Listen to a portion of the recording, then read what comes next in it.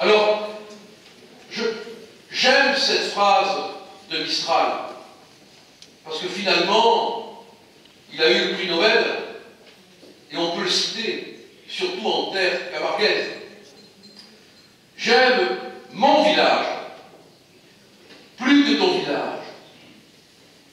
J'aime ma province, plus que ta province. Mais, j'aime la France par-dessus tout.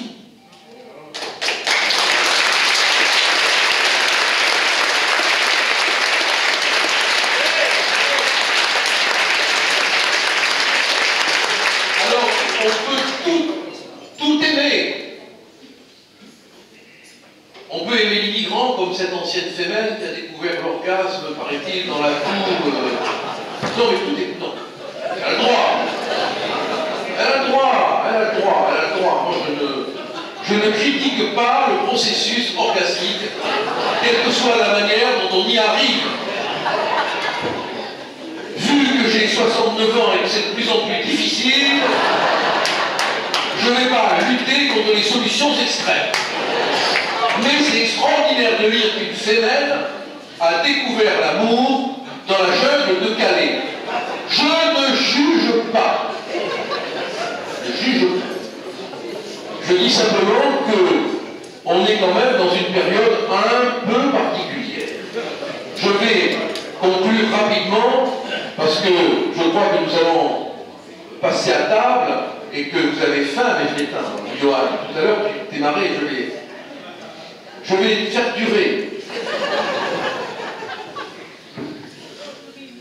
Tous en que nous sommes, élus, qu'on soit député, vous n'avez pas de mal à les compter, qu'on soit sénateur, vous n'avez pas de mal à les compter, qu'on soit député européen, ils sont plus nombreux, maires, conseillers régionaux, conseillers départementaux, et là, je me permets de souligner la magnifique victoire de Nicolas Maisonnet, qui a jeté au canal M. Denat, c'est quand même pas rien.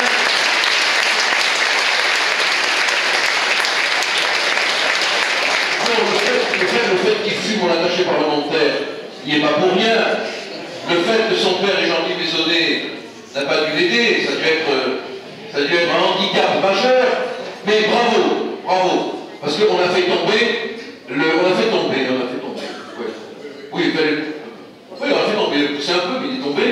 On a fait tomber quand même le président du Conseil général. Et ça passe inaperçu, on ne le dit pas, ce qui est quand même une magnifique victoire. Pour conclure, un mot. Il y a de cela quelques jours, et je conclue là-dessus pour que vous compreniez à quel point nous avons tous besoin de vous, de votre courage, de votre engagement, de votre capacité à vous sacrifier un peu pour aider vos idées, parce que vous aimez vos enfants, votre femme, vos habitudes, mais s'il vous plaît, aimez un peu par-dessus tout la France. Or, la France, aujourd'hui, elle est tout près de l'abîme. On sent qu'elle court de plus en plus vite vers cet abîme.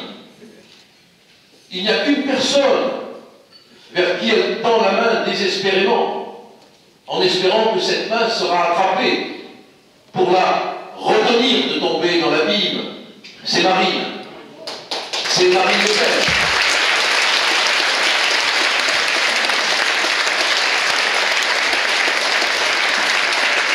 Si nous n'avons pas l'honneur et le bonheur que cette main, que la France, désespérément, à travers la crise économique, à travers la crise identitaire, à travers la crise sociale, à travers la crise du bonheur français, à travers la crise de l'insécurité, si cette main qui essaye de passer à travers toutes ces forces négatives, l'Europe accablante, la domination de la finance, des médias souvent injustes,